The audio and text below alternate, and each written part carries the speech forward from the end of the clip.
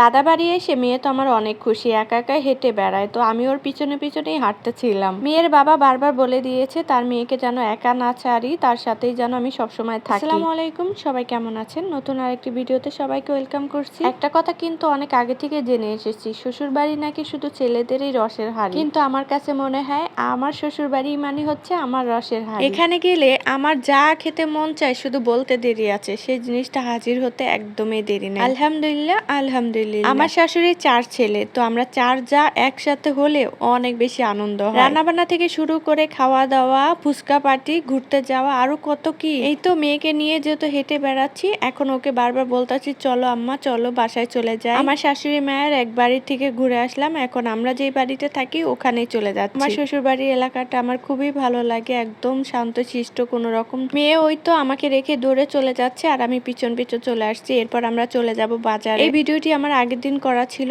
এখানে অ্যাড করে দিলাম। তো এই মিষ্টিগুলো কিনতে চাচ্ছিলাম আর কি, বাড়িতে যাব শ্বশুর বাড়িতে, সেই রাত্রে আমরা এই মিষ্টি কিনতে গিয়েছিলাম। এখানকার সন্দেশ আমার খুবই ভালো লাগে। আর এদিকে পরের দিন সকালে আমার ভাসুর বড় একটা হাঁস কিনে নিয়ে আসছে। আমার শাশুড়ি মা হাঁস অনেক পছন্দ করে, তাই আমরা যখনই বাড়ি যাই তখনই তার জন্য এরকম বড় একটা হাঁস কিনে নিয়ে আসি। তারপর আমরা বউরা মিলে সেই হাঁসটাকে সুন্দর পরিষ্কার করে তারপর ক্লিন করে দিই। আর আমার সেজু ভাসুর সবসময় বাড়ির কাজে অনেক বেশি সাহায্য করে। আর আমার শাশুড়ি মা তো কোনো কিছু আমাদের রান্না করতে দেয় না, সেই নিজ হাতে রান্না করে। তার কাছে মনে হয় তার ছেলেরা তার হাতের রান্না খেয়ে অনেক বেশি মজা পায়, আমরাও জানি সেটাই হয়। মায়ের হাতের রান্না সব সন্তানদেরই অনেক পছন্দ, আমার জামাইদেরও পছন্দ, আমাদেরও পছন্দ। মাটির চুলায় মা পোলাও রান্না করতেছিল আর আমার সেজু ভাসুর হাঁসটাকে সুন্দর করে কেটে দিচ্ছিল। আমার শ্বশুর বাড়িতে আমরা সবাই যখন একসাথে হই তখন মনে হয় কি ঈদ ঈদ, মানে প্রত্যেকবারে ঈদ মনে হবে। আমার বড় জালের মেয়ে এখানে শসা কেটে নিচ্ছিল আর এদিকে পোলাও রান্নাটা হয়ে গেছে। মা আমাকে বলতেছিল এখান থেকে ভিডিও নাও, এই যে আমার পোলাও হয়ে গেছে, তাই আমি একটু ভিডিও শুট করে নিলাম।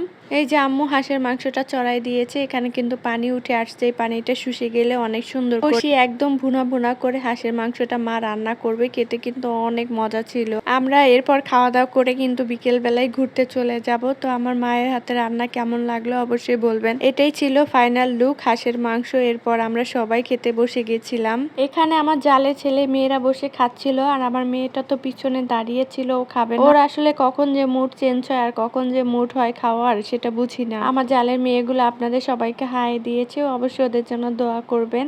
এখানে ছিল সন্ধ্যাবেলা আমরা চটপটি খাবো, তাই আমার জালেরা সবকিছু রেডি করে নিচ্ছিল। এই চটপটিটা খেতে অনেক বেশি মজাদার ছিল। অনেক ধন্যবাদ সেজু ভাবিকে। মেজু ভাবি জান্নাত, তোমাদেরকেও অনেক ধন্যবাদ। ওই দিন চটপটিটা অনেক বেশি মজাদার ছিল। আশা করি যতবার যাব ততবার এই মজার মজার খাবার তোমাদের হাতে খেতে পারবো। কথা বলতে বলতে একদম ভিডিওর শেষ পর্যায়ে চলে আসছি। সবাই ভালো থাকবেন, আমাদের জন্য দোয়া করবেন, আমিও সবার জন্য দোয়া করব। আল্লাহ হাফেজ।